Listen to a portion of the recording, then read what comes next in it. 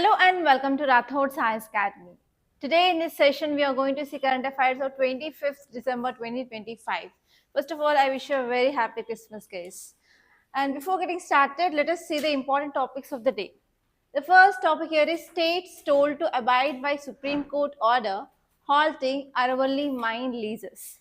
Recently, Supreme Court gave judgment regarding this Aravalli mine. And here now, Supreme Court is asking the states to abide by this judgment. And here you have to see what is the definition of Aravalli and as well as Aravalli ranges given by the Supreme Court and what exactly the orders given by Supreme Court in this Aravallis. And you have to see what are the major challenges now. And this topic is very important from your environment and ecology and as well as from GS paper to under polity. So here there is a very high chance of getting question regarding Aravallis. So how you can get a question? You may get a question regarding which is the highest peak of Aravallis. And next one is in which of the following states is Aravallis spread.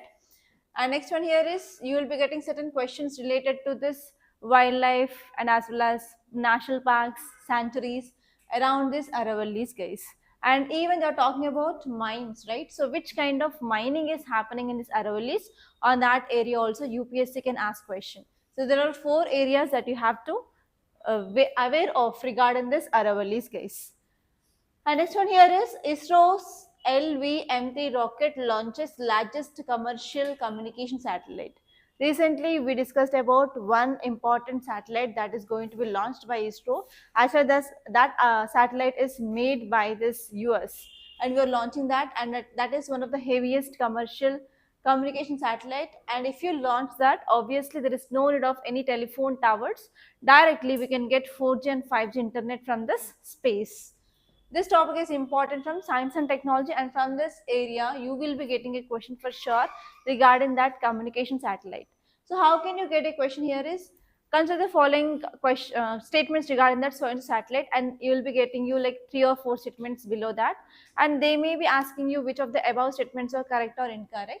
And next type of question is it is a communication satellite. So they may give you communication satellites, or like they may give you the pairs of navigation satellite or other observation satellite like that. So in that way also you may get a question in this area. And next one here is PESA Mahotsav in Vishakhapatnam turns into a melting pot of tribal culture, cuisine, sports. So here in this topic you have to see about this PESA. PESA is nothing but Panchayat extension for scheduled areas. Okay, here you have to say what is this PESA. Regarding this PESA in 2025 also there was a question, and before that in 2018 and 2012 also UPSC asked a question. There is a very high chance of getting a question regarding this PESA Mahotsav this year. And this topic is important from your GS paper to under polity. And next topic is Telangana likely to get 5 more GI tax soon.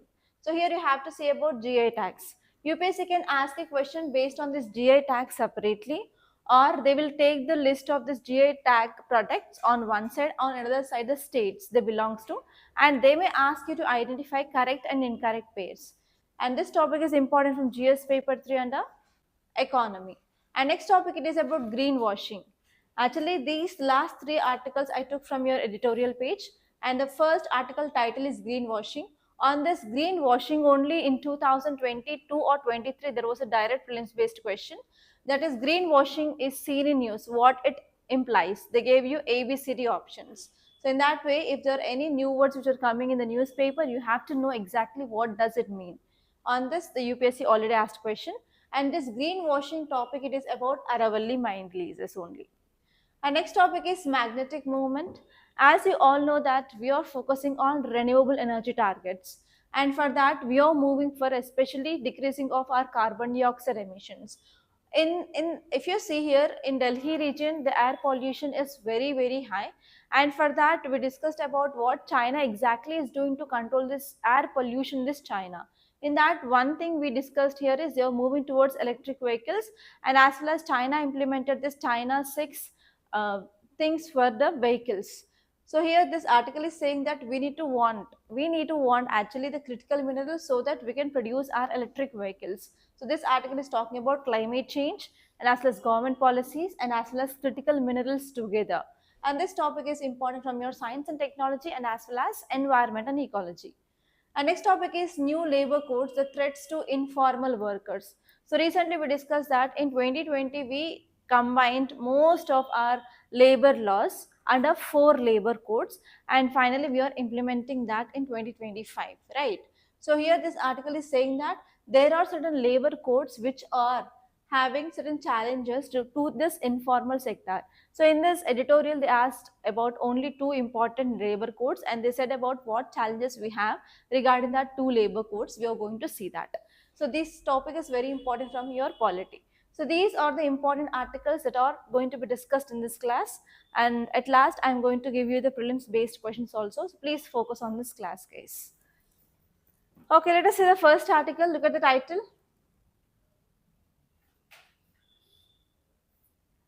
States told to abide by Supreme Court order halting Aravalli mine lease.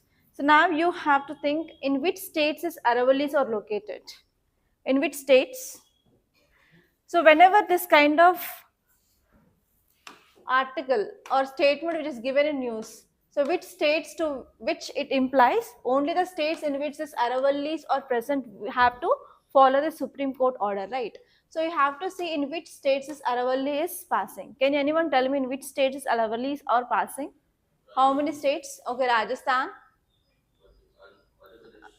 Not Madhya Pradesh. Come on, Rajasthan, Haryana, Gujarat, Delhi.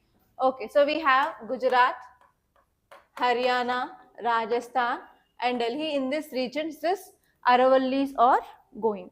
So here now these areas has to follow Supreme Court order regarding halting of mining lease. So recently Supreme Court, what it said, it gave the blanket definition of what is Aravallis, and next they also gave about the definition regarding what are this Aravalli ranges are, and it completely banned giving of new licenses for mining in this area. Okay, here in this article we are going to see exactly what Supreme Court said, what is the definition of Aravalli which is given by Supreme Court, and as well as what challenges we have now, why states are protesting against this move. Okay, this is very important article, and you may get even mains based question here. Okay, so if you see recently what happened, Supreme Court adopted one uniform definition of Aravalli Hills. And why this definition? To stop giving of licenses for this new mining activities in this Aravalli region. And even Supreme Court mandated that whatever the plans we are taking, we have to go for sustainable development in this Aravallis. Why? Because they are core areas, because there are certain animal species which are there here, and even these Aravallis are very important for groundwater as well. So for these reasons, yes, if you're going for illegal mining and if you're going for exploitation of mines in this region, obviously it will contaminate the groundwater which is present here. And already you know that in Rajasthan we have water scarcity because of this heavy temperature or high temperature as well as Thar desert. So because of this, we want to control this mining activities in that region. So what exactly Supreme Court said, please make the note of this definition. You may get even prelims based question on this definition of Aravallis. So if you see this definition, Aravalli Hill is defined as any landform in designated districts rising 100 meters or above. If any landform which is 100 meters or above 100 meters in these 4 areas is considered as Aravalli Hill. That is a definition given. It includes entire landform within its lowest counter and as well as supporting slopes and associated features regardless of gradient, and Aravalli range is 2 or more such hills within 500 meters of each other, including intervening buffers and habitats. So it gave first definition which is about Aravalli hills, second one it is about Aravalli range. Aravalli hill is nothing but any landform which is around 100 meters or high. It is called as Aravalli Hill. And what is Aravalli range? Aravalli range is nothing but it is 2 or more such hills which are present together within 500 meters of each other. Within 500 meters, if there are 2 or more hills together, then we can call it as Aravalli range. So this is the definition given by this Supreme Court. And next, second important point said by Supreme Court is we are going to ban any fresh mining license. We are not going to give any fresh license more in this Aravalli areas. And next one here is already existing mines. If already government gave the permission for the mines and who are doing this mining activities in this area, for them we are going to have certain regulations. Regulation of mining we are going to have. And we are going to conduct environment impact assessment now for this already existing mines, and we are going to control this mines in that area. And next one here is there also one more point which is given regarding identification of zones. So in this identification of zones, authorities, they have to map permissible mining areas in this ecologically sensitive zones and as well as conservation critical areas, and we have to go for restoration of priority zones. Okay, and next one here is they said that we have to prevent illegal mining. So how can we prevent this illegal mining? We can use technology like drones and CCTV cameras by which we can increase our surveillance and we can identify illegal mining, and we have to prevent that so that we can protect environment in that location. So these are the guidelines or Supreme Court directions in the recent judgment. Okay, and now there are some criticisms, and if you see the news channels, many states, especially the states in which Aravallis are going on, they are doing protest against the Supreme Court judgment. So why? Because the first one here is Supreme Court said that 100-meter above only comes under Aravallis now. What about this landforms which are less height than 100 meters? That means we are excluding that areas which are having the height which is less than 100 meters. That is one cause of concern. So here, Internal Forest Survey of India assessment shows that 100-meter threshold excludes over 90% of Aravalli system. So yes, now Supreme Court said that above 100 meters comes under Aravalli Hills. If less than this will not come under Aravalli Hills. So here this forest survey is saying that if you are excluding the land forms which are less than 100 meters, we can exclude around 90% of Aravallis. That is one cause of concern. So because of this, we are going to have ecological, environmental, governance concerns in this region, especially in this Delhi NCR region. So because of this, what happened? Mining can happen in that region. Already Delhi is facing lots of problems regarding air pollution. Further, if you're going for mining, it will release lots of pollutants into atmosphere. Further leads to air pollution in this Delhi. That is one cause of concern. And next one here is if we are keeping that areas which are having height which is less than 100 meters, now what happened? It will fall outside of this definition of Aravallis. So because of this, in this area, there is a cause of concern. What is that? There may be increasing of mining, construction and other urban expansion activities. So because of this, conservation efforts will not happen 100% in that area. That is a one more thing. And next one here is ignoring ecological continuity. So Aravallis function as a continuous ecological system, and because of this definition, what is happening? The ecological role played by this Aravallis at this foothills valleys will be undermined now. That is also one cause of concern. And next one here is if you are going for improper or like exploitation by this mining, obviously it will be contaminating the groundwater. There will be increasing of contaminants in this groundwater. That is also one important problem, and we cannot go for recharging of our aquifers. So aquifers are nothing but the stones which will store water. If there is no aquifer recharge, means the groundwater will be completely deteriorated. So this is one important problem. And next one here is obviously it will lead to the increasing of desertification. And next one here is, yes, government and Supreme Court came up with this kind of directions like completely banning of giving of licenses for the new mining. So what happens? Obviously we have a problem of implementation as well as enforcement. So these are the criticisms regarding this Aravalli project, and the same points given in this article regarding this greenwashing, which is in our editorial. I'll show that. Okay, so this is the first article. And look at the second article, guys. It is about ISRO's LVM-3 rocket launches largest commercial communication satellite. So this article is talking about Bluebird Block 2 satellite. Please make a note. Already I think I gave the notes regarding this Bluebird Block 2 satellite, and actually this satellite had been launched today. So because of this, it is in news. Okay, now let us see certain facts regarding this. Directly you will be getting a question regarding this Bluebird Block 2 satellite. So the question goes in this way. Consider the following statements regarding this Bluebird Block 2 satellite, and they'll give you 3 to 4 statements, and they will ask you how many are correct or which are correct. That is the first type.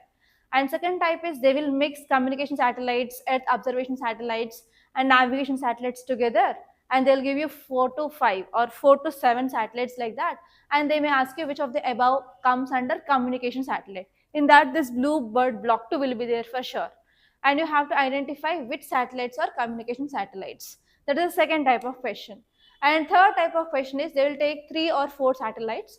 On one side they'll give you satellite names, on another side they'll give you communication satellite, navigation satellite, Earth observation satellite, like that, and they will ask you to identify correct pairs. So in these 3 ways you can expect a question from this area. You have to be very much careful. Are you understanding what I'm saying? Okay. If you see certain facts regarding this Bluebird Block 2 satellite, it is a next generation space-based cellular broadband satellite. And who developed this? AST Space Mobile of US. Now, it is not made by India, but only India took the charge of launching that to low Earth orbit. Okay, India's role is only launching. So because of this, we are saying it is commercial. India is taking money and India is launching the satellite from Sriharikota. That's it. Okay, and actually it is designed to deliver direct to mobile connectivity. Now, whatever the mobiles you are using, you are purchasing certain package of Airtel or Jio, whatever it may be, and you are getting 4G or 5G internet to your mobile phones, right? So, after launching the satellite, if this satellite is success, you will be getting directly this 4G and 5G signals from the space direct, from the satellite directly. There is no need of any antenna and as well as any mobile towers now. This is one advantage. Okay, and if you see about these capabilities, first one here is it can provide 4G, 5G connectivity to smart mobiles, and please make a note of these advantages. You may get question on this. First one is 4G, 5G network to mobiles, and the second point is it can do voice calls. Do you know this voice calls from this WhatsApp also will do voice calls, and normally from our mobile we'll do voice calls.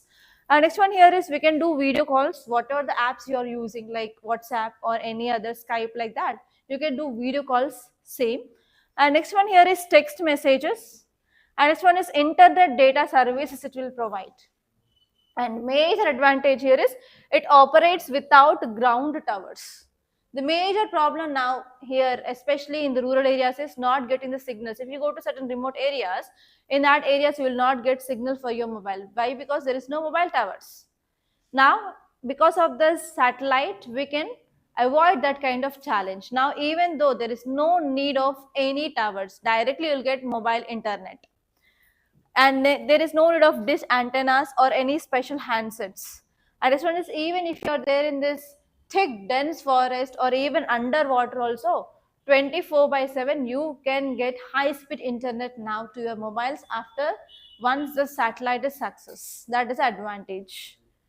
Okay, what are the features? You have to make a note. First one here is we are going to place it in low Earth orbit. In types of orbits, we have low Earth orbits, medium Earth orbits, and high Earth orbits. 3 orbits we have. So we are placing that in low Earth orbit. First important point.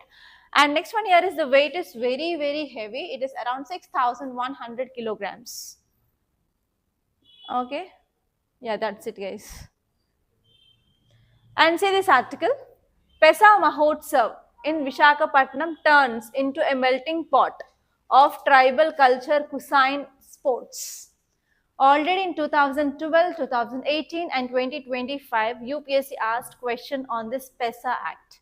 That means this act is very, very important. And you have to know the provisions of this PESA Act, guys. Okay, so focus on this. For sure, you will be getting question this time regarding PESA. Okay, now let us see the context. Recently, our Ministry of Panchayat Raj. So in this article, you can expect 2 types of questions. One will be from directly PESA Act. Consider the following statements regarding PESA Act. They'll give you 2 to 3 statements, or they'll give you assertion and reason based question also on this PESA Act. Next one is recently PESA Mahotsav is seen in news. Consider the following statements, or which of the following ministry organized that. In this way also you will be getting question, and you have to remember here Ministry of Panchayat Raj organized this PESA Mahotsavam. In where? In Visakhapatnam in AP. Okay, why? To commemorate Panchayat Extension to Scheduled Areas Act 1996, which reaffirms Gram Sabha's authority, power of Gram Sabhas, especially in these tribal areas. And next one is tribal self-governance and cultural autonomy in scheduled areas. So here you may also get a question regarding the Schedule 5 areas and Schedule 6 areas also, because those two are also interconnected with the PESA Act. You have to know about those as well. Okay. If you see about the details of this PESA Mahotsav, it is a national level initiative. Because of this, you may get a question. It is not local level or it is not a state level. It is a national level initiative. We are focusing on implementation of this PESA Act. Okay. While safeguarding our tribal customs, institutions, community decisions, etc. And this one here is we are focusing on especially constitutional decentralization, and especially we are focusing on proper governance in the scheduled areas. Okay, yeah. If you say about what are the scheduled areas, we have Article 244. Please make a note. Article 244 subclass 1 talks about scheduled areas. And anthropology students, I think you might already know about these articles related to this PESA. Okay, scheduled areas are defined under Article 244(1). And these areas are defined by President of India. Very, very important. And scheduled areas are identified by 5th schedule of Constitution of India. And these scheduled areas are found in 10 states of our country, which have a predominant population of tribal communities. In tribal communities areas, we can see this scheduled areas. And in the scheduled areas, we have two schedules, Schedule 5 and Schedule 6. What is the Schedule 5? The provision of this 5th schedule shall be applied to administration and control of scheduled areas and scheduled tribes in any states other than AMMT. A is Assam, M is for Meghalaya, one more M is for Mizoram, and T is for Tripura. Why? Because in these 4 states we have Schedule 6. And there is a high chance of getting question regarding the Schedule 6 because even Ladakh is fighting for Schedule 6. So you have to clear cut know about what are the provisions of the Schedule 6, what is the eligibility criteria, and which of the following areas are under the Schedule 6 now. Okay, all those things you have to see, and who is the authority to decide whether that area comes under the Schedule 6 or not. All these areas that you have to cover thoroughly regarding this Schedule 6 for 2026 prelims. Okay. And if you're talking about this Panchayats extension to Scheduled Areas Act, that is nothing but PESA Act, we came up in year 1996. What is the reason we came up with this Panchayats? You know about this Panchayats? We introduced 73rd and 74th Constitutional Amendment Act. So what are these Panchayats where we can have this Panchayats in rural areas? Apart from rural areas, we are also having this tribal dominant areas also, right? So in this tribal dominant areas, we are extending this Panchayats. Okay, that is called as PESA. Normally Panchayats are seen in rural areas, right, in villages. So if there are areas, if they are dominated by this tribal areas, in that tribal areas, we are extending this Panchayats, that is called as PESA Act. So normally we came up with the 73rd and 74th amendments in 1991 and 1992. After that, we realized that this Panchayats is somewhat missing in this remote areas where these tribal areas are concentrated. So in 1996, we came up with this act and we extended this Panchayats to the scheduled areas. That is called as this PESA Act. Okay. And actually under this PESA Act, the primary importance is given to Grama Sabha. And Grama Sabha now will be taking decisions regarding the protection of land in that area, forest, water resources, social norms, culture of this tribal people now. So completely this Grama Sabha is given more power under this PESA Act. And next one here is this act legally validates customary laws, and as well as it will focus on disputes, resolution mechanisms, and as well as ownership of community. Everything will be taken by this act now in this scheduled areas. So this is about your PESA Act. And next article, look at the title. Telangana likely to get 5 more GI tags soon. So here what is the work that you have to do? You have to do certain work here. First of all, you have to know what is this GI tag is clearly. And next you have to say about recently from last 1 year, which products got this GI tag in which area. So you may get question in that way. The question will come like this. Consider the following statements regarding GI tag. They'll give you 3 to 4 statements and they'll ask you which of the above are right or incorrect. And next one here is they will give you pair-based question. On one side they'll give you the product and one side they'll give you the list. So you have to identify whether they are correct pairs or not. You have to collect at least 1 year's products which are in use which got GI tag from different states of India. Okay, now let us see here. GI tag is nothing but it is a name or a sign which is used on certain products that correspond to a specific geographical location or origin. So based on their origin, if they are special, if they are produced only in that origin, so now that community people can go and file a GI tag. So if they get GI tag, then what happens? It will protect the authorization. Only that community people will sell that produce. Okay. And next one here is once you apply for this GI tag, if GI tag is approved by the government, that will be valid for 10 years. Again, you have to go for renewal of that GI tag. And next one here is there are certain legal framework which will protect this GI tag in India and as well as across the world. First one is we have Goods Registration and Protection Act of 1999, which will provide this registration.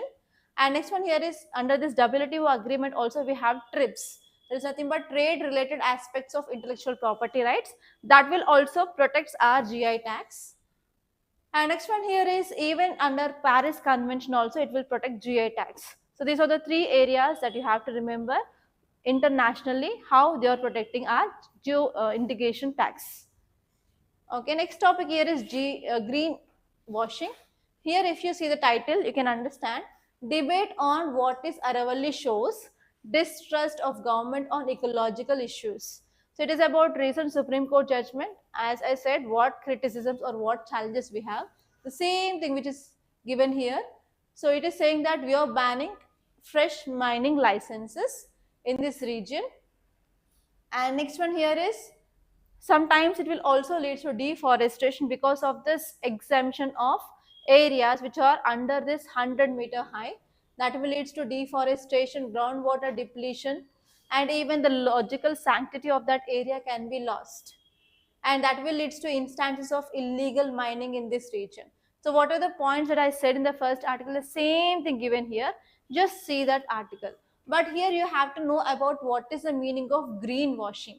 Can anyone guess what is the meaning of greenwashing? Greenwashing. Greenwashing. What is the meaning of this greenwashing? It is a term which is mainly used. Okay, it is a term mainly used by the companies or even governments to exaggerate their actions and their impact on mitigating climate change, often providing misleading information. Companies providing any misleading information regarding mitigating of climate change. That kind of misleading information is called as greenwashing. I'll tell you one small example. I'll tell you one small example. I think it was in 2004 or 2005, there was one soap which had been introduced in the market. They said that if you use this soap continuously for 30 days, you'll become white. But after using 5 to 6 months also, it doesn't give any result for my brother. So actually, that kind of claims, misleading claims, if you use this, you'll become white. That kind of misleading information is called as washing. So here green means something related to environment, something related to climate change. If any company is saying any false information regarding mitigation of climate change, that is called as greenwashing. For example, now we are having okay, so now we are having many products like organic products which are there in the market, and even there are lots of equipments are coming into market. So if you use this, we can reduce carbon dioxide emissions like that. If there is any company which is making any false claims to sell their products, that comes under greenwashing. Are you understanding? So green is something related to environment, climate change, always.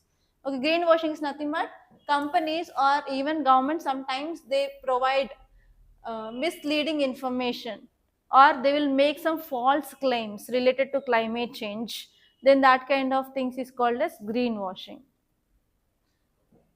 Okay, so that is a question which appeared in 2022 or 2023. Greenwashing is seen in use. What does it mean? A, B, C, D. So answer is given in option A. Okay, next topic here is magnet moment. This article is also very, very important from your science and technology guys. Okay, so here this article is saying that We need rare earth elements. Why? For production of clean energy or green energy. But do we have that kind of rare earth metals or critical minerals in our country? No. We have to depend on another country. That means it is having geopolitical implications. And India's strategic shift towards domestic magnet production. So actually what is happening here is now we are having certain targets of achieving of net neutrality.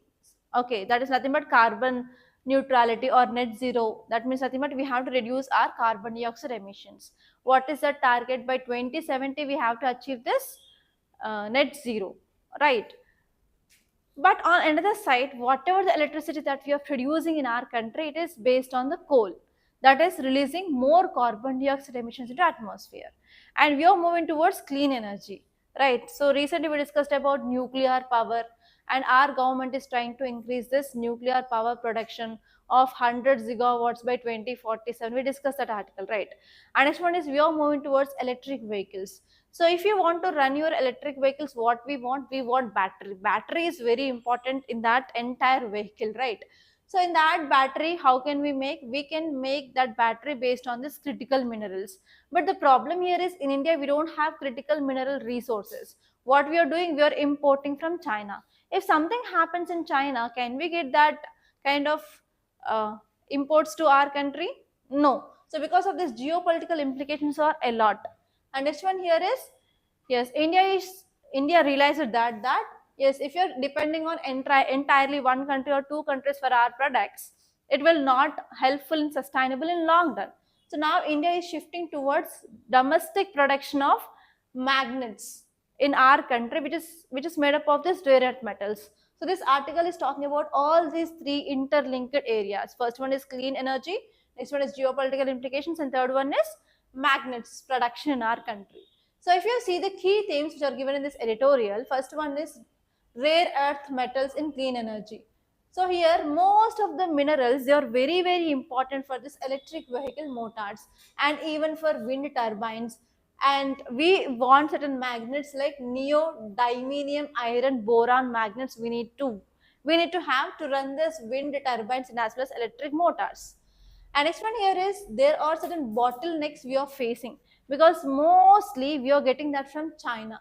China is dominant in this critical minerals and rare earth metals and as well as rare magnets production. So here, which country is having the monopoly? China, and we are dependent on that.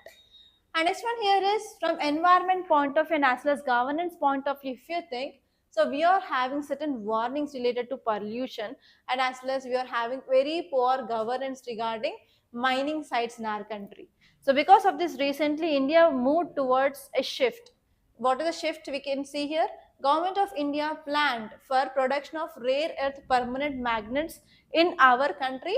For that, we gave certain amount of money for this initiative.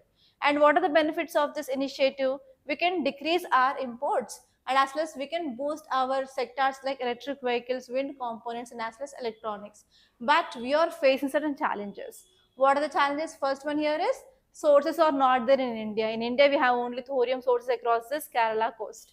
But many a times we are not going to get that domestic sources. We have to depend on other countries for raw material. That is one important challenge. And next one is if you are processing this kind of critical minerals and rare earth metals, that will lead to production of lots of waste. So waste production and community management is also not there properly in our country. And even many local people who are working in that industry, they are not aware about what is this waste and what is the impact of this waste. And next one here is whenever we are going for this critical minerals mission, sometimes there is also a problem of exploration.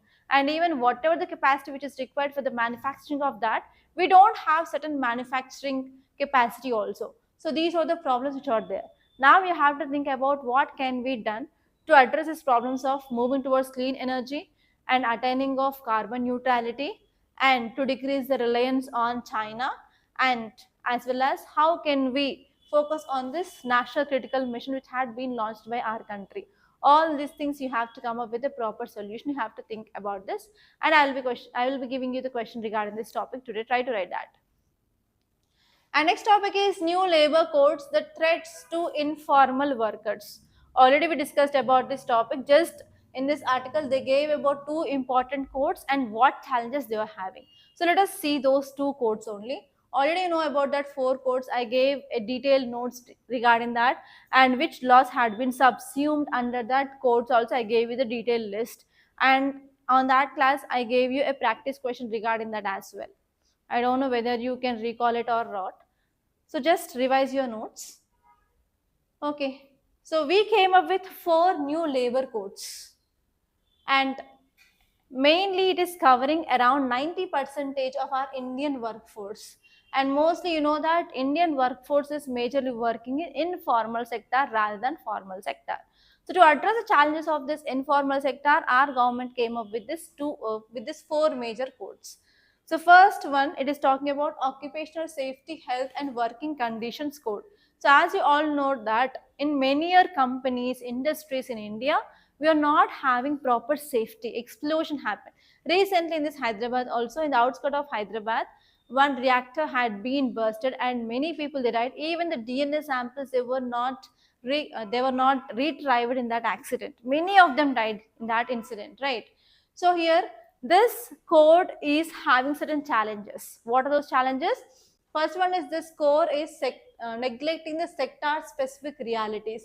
Especially they are talking about gig workers, but they are not talking about this in this construction workers. What happened whenever they are coming in contact with some metals, they will be getting the disease of the silicosis. Silicosis had been ignored by this safety under this code. And next one is cancer from pesticides. Normally many people working under this chemical industries which will uh, which will produce like some fertilizers, insecticides and as well as manures, etc. So whenever people who are working, there is a very high chance of getting cancer. Even one of our relative who is working in this pesticides or insecticides company got this cancer and died recently. That means many workers who are working in this pesticides and agriculture related companies, seeds companies, they will be getting cancer. So this cancer not being addressed in this occupational safety. And many people who are working in the salt workers, they will be getting eye, skin and kidney issues. Again, these people are not addressed here. That is the first important problem under this occupational safety. If government came with occupational safety, means they have to address each and every person's safety concerns, but these people had been ignored. That is the first cause of concern which is given in this article. Are you understanding?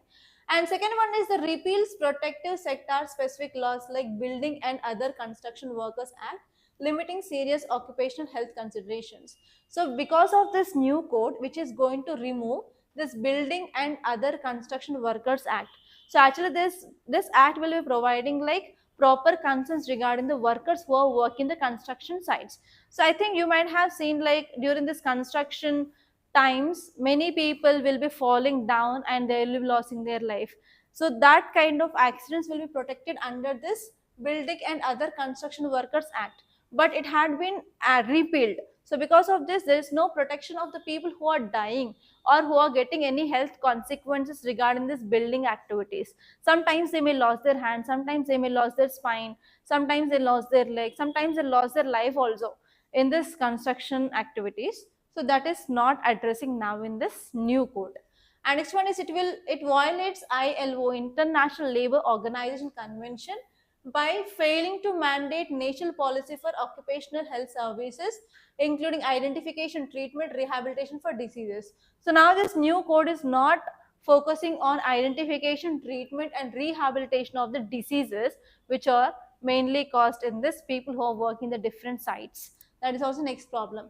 And next one here is this code which replaces effective inspection systems and as well as web-based processes regarding inadequate for ensuring safety or minimum wages. Now again, this code is not focusing on providing of minimum wages for this workers who are working in these different sites. That is also one problem. And even this code which excluded large groups like agriculture workers, especially in agriculture we will be having agriculture laborers during the sowing time, transplantation time and as well as during harvesting time. So we will be getting this labor to work in our fields. So these people are excluded. Nowhere talked about agriculture laborers.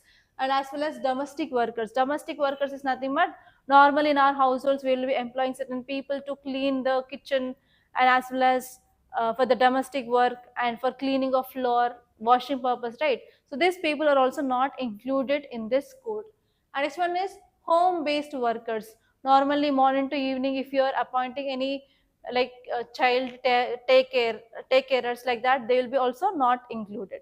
So these are the certain concerns which are mainly said in this article regarding occupation safety. And next one is social security code. So what is a social security? If you are doing job in organized sector, you will be having certain paid leaves on public holidays. For example, Sankranti or Diwali or Dasra. So they'll be giving you holiday and they'll be also giving you the salary on that day. And even for women, company will be giving you what paid maternity holidays for 6 months. Okay, and they'll be also providing you the insurance, health insurance like that. But if you're working in informal sector, so if they're going to job, then only they'll be getting the money, or else they'll not get money. So they'll be not getting any paid holidays. And will they get any insurance from their owner? For sure, no. So because of this, now this article is saying that more than 90% of our employment or our Indian workforce is working in this informal sector. They are not having any social security. So because of this, we are coming up with this social security code, and we are going to provide social security for informal sector also. But the problem here is they are giving only the social security for construction workers and ZIG workers. So who are the ZIG workers? For example, Uber, Ola, Zepto, Swiggy, like that, the people who are working in these platforms, they will be getting social security. But what about these agricultural laborers? What about these domestic workers? They are not again covered here. Again, this is one important problem. And next one here is already at the state levels, we have sector specific welfare boards. Especially in this Tamil Nadu, we have 39 boards, and we are going to remove that. We are going to remove that boards, so that what happens here, the state level sector specific welfare boards will not be exist in the future because of this. And next one here is recently government came up with one portal called as e-Shram portal that could enable to take over certain welfare funds, and entirely the power is given for the central government now under this e-Shram portal, not for the state governments. So because of this, state governments cannot use this. And next one here is it abolishes even cess. Recently, after we came up with this GST and GST 0.0 reforms also, certain kinds of cesses has been abolished. So because of this, what happened on this BD workers, salt and as well as mining, so these people used to get welfare fund from that cess. But now because of this removing of that cess, now these people are not going to get any welfare fund. So because of this, they are saying that these are the certain challenges that we can see in this social security code. Okay, clear? And now see the questions, guys. I came up with 4 questions. Try to answer this. First question, the Aravalli range extends across which of the following states or UTs? Rajasthan, Gujarat, MP is not there, UP is not there. Option B or C. Check once. Punjab, Haryana, Delhi, Rajasthan. Delhi, Haryana, Rajasthan, Gujarat. B, right? Okay, in that way you can get similar type of question. And next, see here the second question, relation to Supreme Court's definition of Aravalli Hills. Consider the following statements.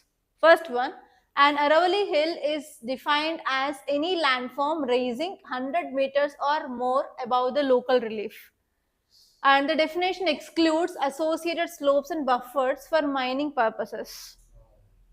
It is wrong. It is right. So answer here is A1 only. And see this next question, consider the following statements about PESA Act 1996. First one, it extends the provision of Part 9 of Constitution to 5th Schedule areas. It was enacted based on the recommendations of Buria Committee. So here if you are getting any acts in your polity, you have to even see about the committees. Okay, you may get on one side committees, on one side what recommendations they did also. This was also the one format UPSC asked earlier. So you have to see that also. Yes, Buria Committee recommended for this PESA Act actually. So these 2 statements are right. The correct answer is C, both 1 and 2. And see the next and last question. Consider the following statements regarding international aspects of GI tags. GI protection in India complies with TRIPS agreement of WTO. Next one is India has more registered GIs than countries like China and Germany. For sure, China will be beating any area. So how can India beat this China? So minimum common sense. Okay, so the second statement is wrong and first statement is right. So in this way, in your UPSC, you have to apply your common sense observation, sure, for eliminating the statements. If you're not using that, then you will be out of the game. Okay, use that. So that's all, guys. Thank you so much for watching. And if you like this class, please do hit the like button and please do share this class to your friends. And do subscribe to Rathods IAS Academy. Don't forget, guys. And if you want to give any review regarding our academy or our current affairs, the registration link for that Google form, is given in the description box. Please click that and please do give rating and as well as your review. It is very valuable. Yeah, thank you so much, guys.